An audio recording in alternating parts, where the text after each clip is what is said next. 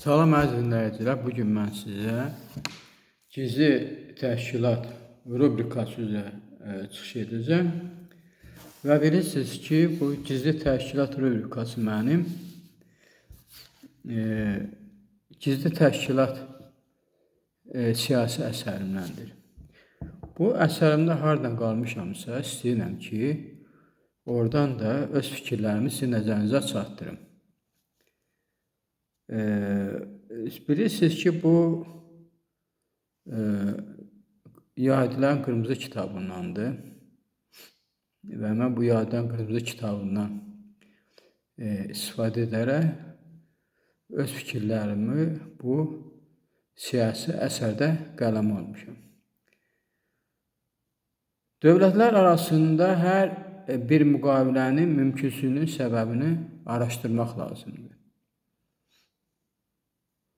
Dövlətlər arasında hər bir müqavilə mümkünsüzlüyünün səbəbini araşdırmaq lazımdır.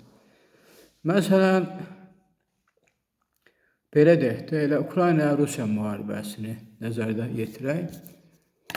İndi Amerika Birləşmiş Ştatları, Türkiyə dövləti də Rusiya ilə Ukrayna arasında müharibəni dayandırmaq istəyirlər və sülh müqaviləsi bağlamaq istəyirlər. Ancaq bu Rusiya elə şərtlər qoyur ki, yəni belə ki, Rusiya deyir ki, bir neçə deməli rayonları müharibə verməlisən. Yəni bu rayonlar hansılardır? Donetsk indi bilmirəm onlarda nə gedir? Donetsk rayonu, belə deyək, Lugansk rayonunu, sonra Zaporojye rayonunu və deyək ki, hətta Odessanı və başqa bir neçə rayonlardır. Bu rayonları istəyir ki, yəni o rayonları Rusiya təhvil verir. Onda biz sülh müqaviləsi bağlaya bilərik. İndi bayaq bu Ruslar Donetsk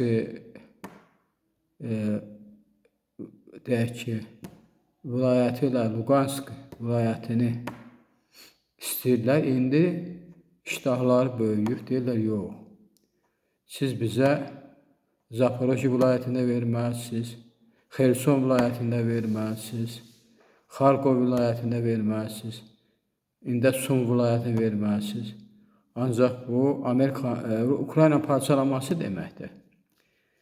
Əlbəttə ki, elə şərt qoyur ki, Rusiya, Ukrayna buna gedəməz, çünki o öz ərazi bütövlüyünü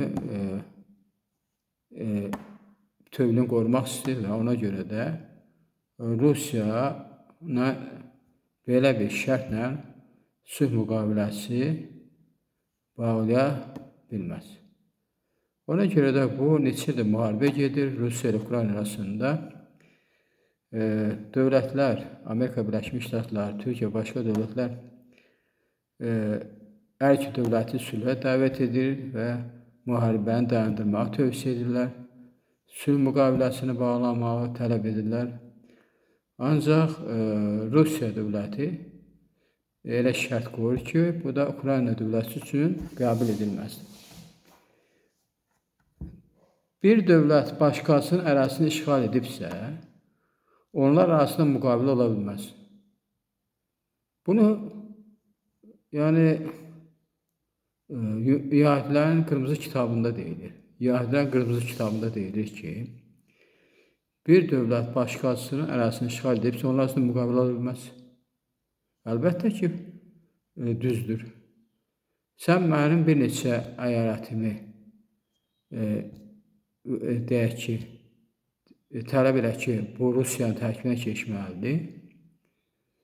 Bunu heç bir dövlət razı ola bilməz. Hansı dövlət buna razı ola bilər ki, ərazisinin bir hissəsini başqa bir dövlət ələ keçirsin? Ona görə də bu Yahudilərin bu kitabında deyilir ki, bir dövlət başqasının ərazisini işğal edibsə, bir dövlət başqasının ərazisini işğal edibsə, Onlar arasında müqavilə ola bilməz. Düzdür. Sülh yolu ilə torpaq geri qaytarılmaz. Bəli, sülh yolla torpaq geri qaytarılmaz. Çünki Rusiya deyəcək ki, Ukrayna dövlət bir neçə vilayəti mənə versin. Donetsk vilayəti, deyək ki, Xerson vilayəti, misal üçün, Zaporojye vilayəti və s. başqa. Ancaq bu mümkün deyil və bu müharibə davam edəcək. Bu müharibə vaxta qədər davam edəcək ki, Ukrayna öz işğal altında olan o əraziləri geri qaytarsın. Yəni Donetsk vilayətində, Lugansk vilayətində və başqa vilayətlərdə. Ona görə də bu yazıram ki, sülh yolu ilə torpaq geri qaytarılmaz. Bu fikirlər absurddur.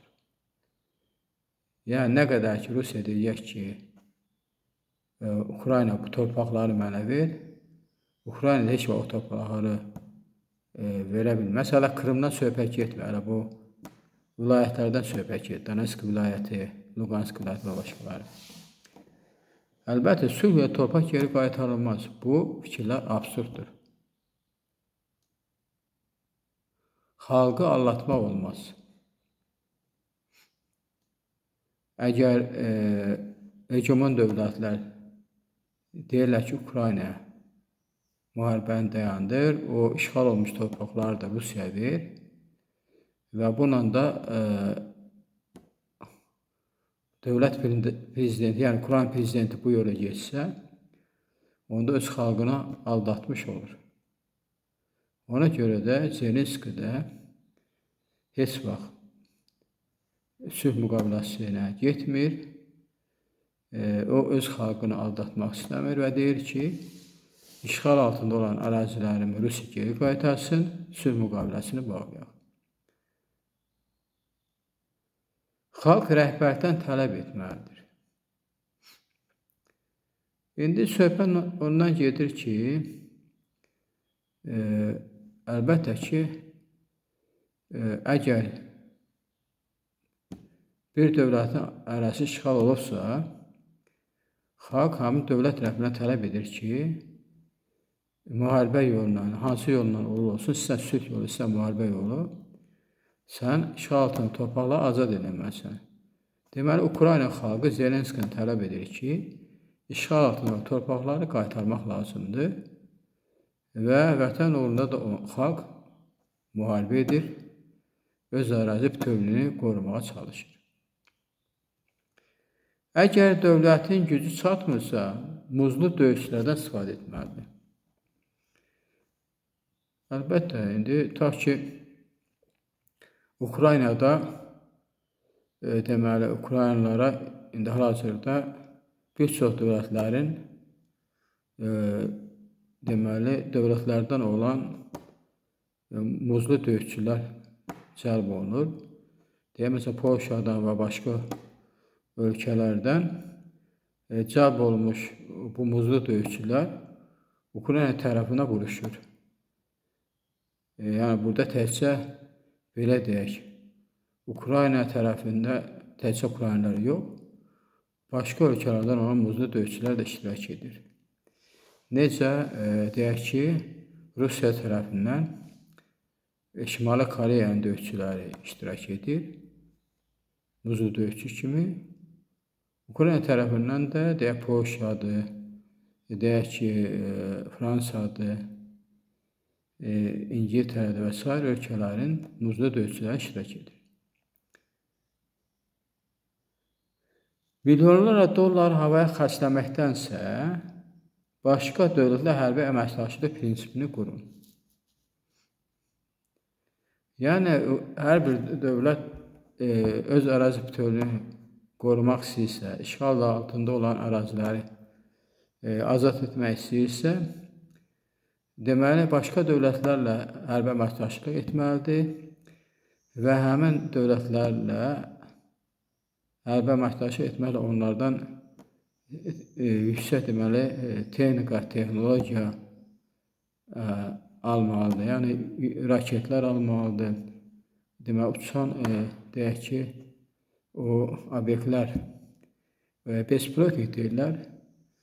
Bax, bunlar bespilotniklər almalıdır, raketlər almalıdır, təyyarələr, tanklar və başqa döyüş texnikası almalıdır.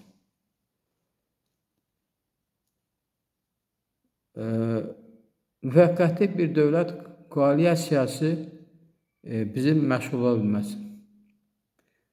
Əgər hər hansı bir dövlətdə dövlət rəhbəri yıxılırsa və bu dövlət rəhbəri yıxılandan sonra orada bir koalisiya dövləti qurulursa, koalisiya dövləti ilə heç bir dövlət deməli əlaqə yaratmır. Çünki hələ bilinmir ki, bu koalisiya dövləti necə olacaq, hansı istiqamətə üzünü tutacaq. Deyək ki, Rusiya istiqamətinəmi, Amerika Birləşmiş Ştatlar istiqamətinəmi, yaxud da Avropa ölkələri istiqamətinə. Yəni bu, ona görə də dövlətlərin əksəriyyəti hər hansı bir dövlətdə ki, dövlət rəhbəri hakimiyyətdən yıxılıb, həmin dövlət koalisiyasiya hökuməti qurulubsa, həmin hökumətlə əlaqə dövlətin əksəriyyəti yaratmır. Ancaq bu tərəfdən biz aralarında çəkilmirik. Yəni söhbət gedir yəhudilərdən. Yəhudilər deyir ki, ancaq biz bu hansı o dövlətlərdə ki, koalisiyasiya dövləti qurulub, biz orada daima biz onların yanında oluruq, onlara lazımı köməklər edirik. Biz dövlətlərdə dərin köklər salaraq onları özümüzdən asılı salmışıq. Hər bir dövlətdə dövlət rəhbərləri və yaxud da ki, deyək ki, bu onların milli məclisləri olur, dövlətlərin milli məclisləri, Dumadır, məsələn deyək, Rusiyada Duma, Ukraynada Rada, indi başqa ölkələrdə də müəyyən məclislərdir, belə deyək də, məcazi milli məclislər. Bu milli məclislərdə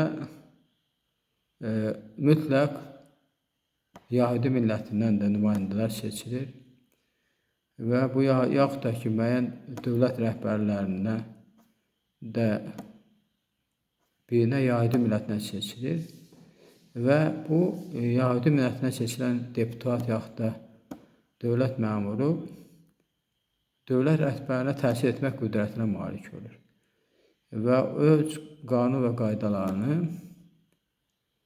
deməli, dövlət rəhbərinə çatdırır. Həmin bu nümayəndələr də, yəni bu yəhudlərdən olan dövlət məmurları yaxud da deputatlar bir mason təşkilatının üzvləri olur. Onlar mason təşkilatının demək, tapşırıqlarını dövlət rəhbərinə çatdırırlar. 21-ci əsrdir ki, xalqların milli maraqlarına qarşı çıxırıq. Ürəklərində dini nifrət yaradırıq. Deməli, masonların qarşısına duran əsas vəzifələrdən biri də xalqların milli maraqlarına, adətlərinə qarşı onların çıxmasıdır. Onlar bir növ masonlar xalqlar arasında dini ayrı-seçkilik yaradırlar.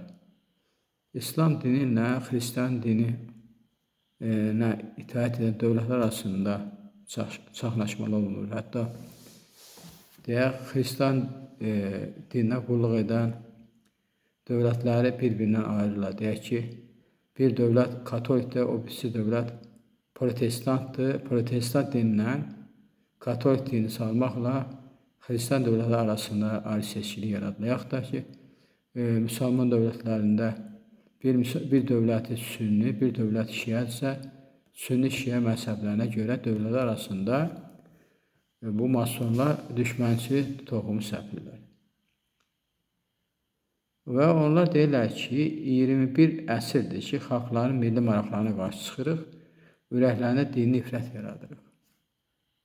Bunu masonların qırmızı kitabında deyilir. Bütün bunlara görə heç bir dövlət, heç bir yerdən uzanmış əlini bizə göstərməyəcək. Çünki hər kəs bizə qarşı bir müqavilənin onun üçün sərfəla olduğunu düşünməlidir. Yəni, bu masonlar elə bir şəbəkə qurublar ki, sistem qurublar ki, heç bir dövlət masonlara qarşı etiraz etmək qüdrətinə malik deyil. Çünki hər bir dövlət elə hesab edir ki, mason lojası həmin dövlətin arxasındadır, həmin dövlətə kömək edir və bu sistem, siyasət elə həyata keçirilir ki, heç bir dövlətdə masonlara qarşı narazılıq yoxdur. Və onlar deyirlər ki, masonlar, biz çox güclü olduğumuzu hesab edirik. Hətta kiçik bir xüsusi razılaşmanın sərhədləri gizli şəkildə bizim razılığımız olmadan həll edilməz. Hətta hər hansı bir dövlət gizli bir sövdələşmədir, saziş proseslə həyata keçirilməkdə də mütləq mason lojasının razılığı olmalıdır. Yəni, bir dövlət başqa bir dövlətlə müəyyən bir sahədə saziş bağlayırsa, həmin sazişin qanun qaydalarını mütləq mason lojasından hər iki dövlət razılaşmalıdır.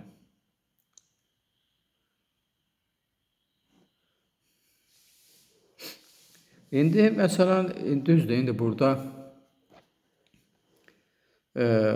biz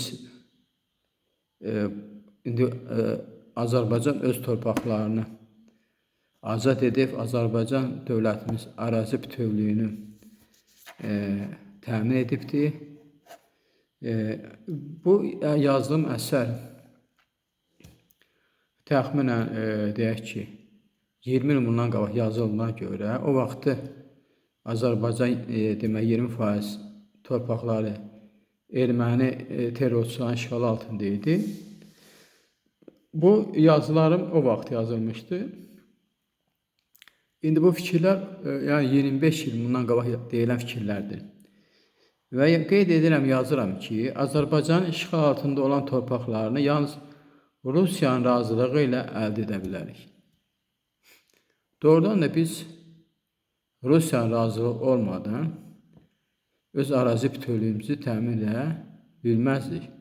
Deməli, Rusiya köməyi ilə biz öz ərazimizi, yəni Rusiya icazə verdi ki, mən sizin işinizə qarışmıram, nə sənin arxanda duracağım, nə də erməni arxasında, get öz işğal altında torpağını azad elə. Rusiya kənara çəkildi və Rusiyanın kənara çəkilməsi ilə Azərbaycan ordusu da deməli öz işğal altında ərazilərini erməni terrorçulardan azad etdi. Ona görə yazıram ki, Azərbaycan işğal altında olan torpaqlarını yalnız Rusiyanın razılığı ilə azad edə bilərik. Yəni, mən bunu 25 il bundan qabaq yazmışam. Bunun üçün Rusiyanın bütün xahişlərini yerinə yetirməliyik. Yəni, Rusiya ilə biz elə müsbət münasibətlər qurmalıyıq ki, Rusiya bizim arxamızda dursun, Rusiya bizə maneçilik törətməsin və biz də torpaqlarımızı azad edək. Yenə deyirəm, bunun üçün Rusiyanın bütün xahişlərini yerinə yetirməliyik, yalnız Azərbaycan ərazi bütövlüyünü saxlamaq. Yəni, Rusiya münasibəti ilə qurmalıyıq ki, və ona deməliyik ki, biz Azərbaycan ərazi bütövlüyünü təmin eləməliyik, 20% torpaqlarımız erməni terrorçulardan azad olmalıdır. Və bunu da əlbəttə ki, əldə etdik. Bizə köməklik etmək istəyən xarici dövlətlərdən istifadə etməliyik.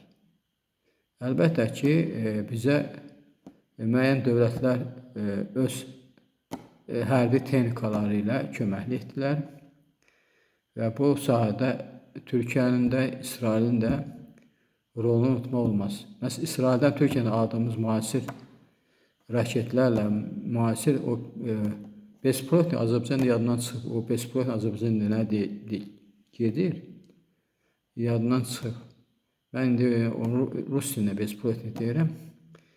Həmin o bespilotniklər almaqla, müasir raketlər almaqla, müasir hərbi texnika almaqla biz öz torpaqlarımızı erməni terrorçularından azad etdik. Bizə kömək etmək istəyən xarici dövlətlərdən istifadə etməliyik. İşğal olmuş torpaqlara muzlu partisan dəstələri göndərməliyik. Əlbəttə ki, biz bunu da etməliydik. Yəni ki, Dağlıq Qarabağda biz partisan dəstələri yaratmalıydı, ancaq bunu etmədi. İndi bu mənim fikrim idi. 25 ildən qabaq deyirdim ki, o Dağlıq Qarabağda, elə Qarabağın özündə biz deməli partisan dəstələri yaratmalıyıq ki, o partisan dəstələri vasitəsilə Dağlıq Qarabağda o ermənilərin, terrorçuların ocaqlarını məhv etmək lazım idi.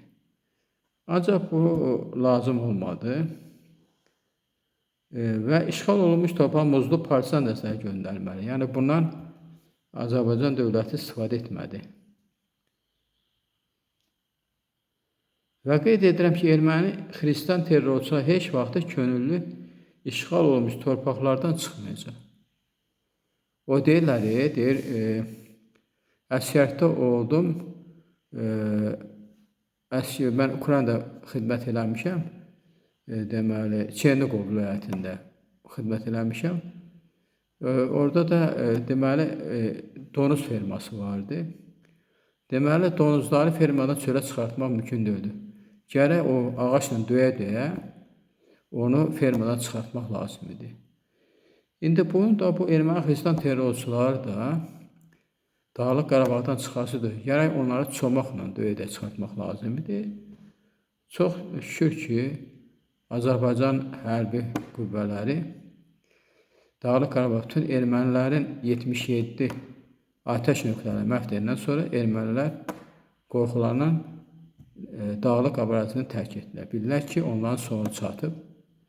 Əgər Dağlıq Qarabağ tərk ediləməsə, hamısını deməli bizim hərbi ordumuz, əskərlərimiz, zabitlərimiz onların kökünü keçəcək. Ona görə də ölməmək xətrinə hamısı könüllü olaraq Dağlıq Qarabağı tərk etdiler. ATƏT kimi bir təşkilat yalancı, fırıldaqçı bir təşkilatdır. ATƏT təşkilatı heç vaxtı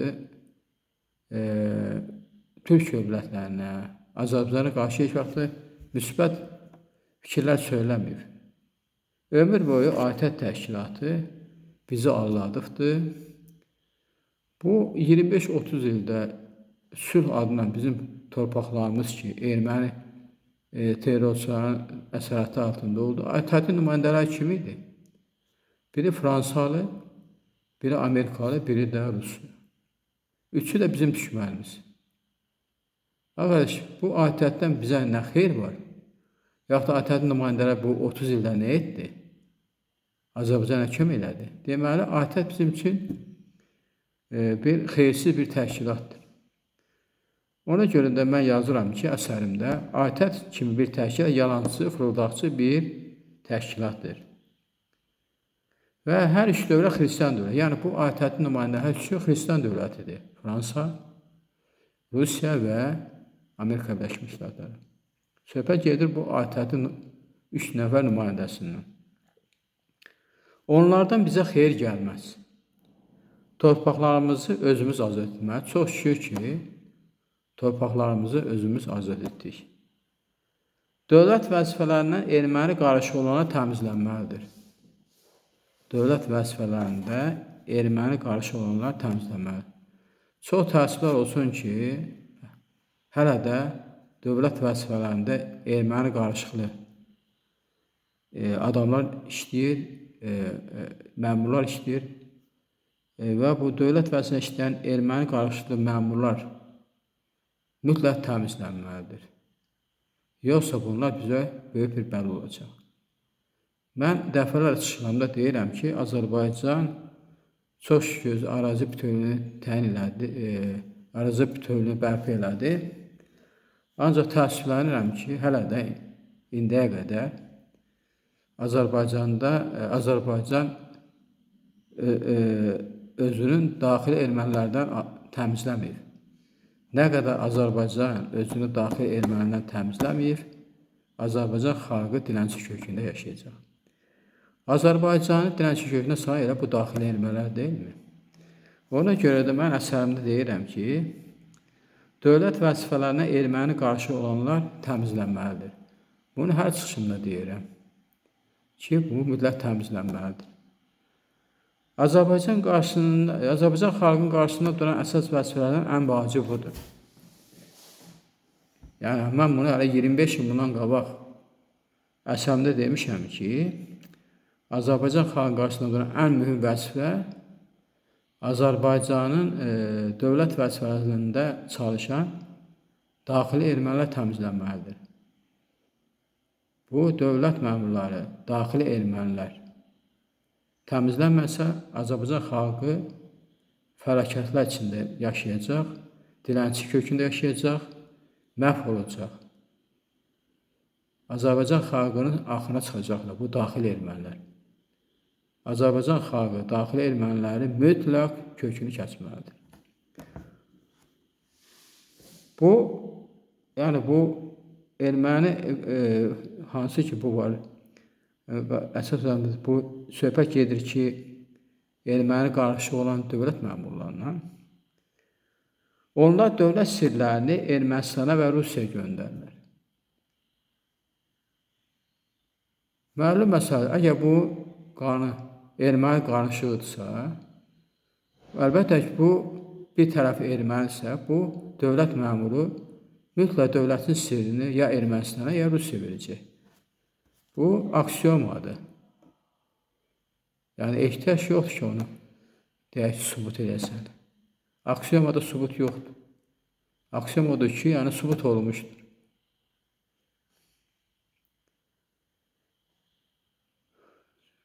İndi burada o vaxt yazmışdım ki, yəni xalq yoxsa bu daxili ermənilər təmizləməsə, yenə deyim, xalqın maddi fəal pisləşəcək, maddi təminatı ödənməyəcək, xalq əziyyətlər içində yaşayacaq, istiraflar içində yaşayacaq, xalqın vəziyyəti gündən günə pisləşəcək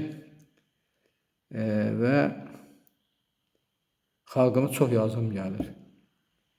Çox təəssüf edirəm ki, mənim xalqım zülm içində yaşayır. Mənim xalqımın qanını zəhri kimi sorurlar. Ancaq ümidim Allahadır. Mən biləm ki, gec-tez mənim xalqımın qanı soran o zəhərlər qan qusacaqlar. Az qalıb, vaxt gələr. Allah deyir, səbr elə. Onların da vaxt gələcək. O daxili ermənilərin Azərbaycanda kökü kəsiləcək. Ulu Tanrımız bizə yar olsun, Ulu Tanrımız bizə kömək olsun. İlahi, mən həmişə deyirəm ki, İlahi Allahımız, İlahi bizim millətə yazın gəlsin. Onların şuurunun oyadılmasına təkan ver. Yəni, xalqım qəflət yuxusundan ayırdı. Xalq qəflət yuxusunda yatır. Onların şuurunun oyadılmasına təkan ver. Onların mental şuurlarını genişləndir. Milləti qəflət yuxusundan ayıldı. Əgər belə olmasa, Azərbaycan xalqı məhv olacaq. Mən qorxuram ki, əgər belə geçsə, gələcəkdə heç Azərbaycan dövləti olmayacaq. Azərbaycan dövlətini məhv ola bilər. Azərbaycan dövlətini parçalaya bilərlər. Mən ondan qorxuram. Allah bizim Azərbaycan dövlətimizə, Azərbaycan xalqımıza kömək olsun. Bizi xətalardan uzaq eləsin. xalqımıza zülm verən insanlardan hifz eləsin. Xalqımızı o deyir, yumruq altında saxlayan, xalqımıza dayaq olmayan, xalqımızı baltalayan, xalqımızın qanını soran, sərvətimizi talayanlar yəqin ki, gec-tez hamısı cavab verəcək, hamısı öz cəzasına çatacaq. Hələlik bu qədər, sağ olun, gələn görüşlərdə.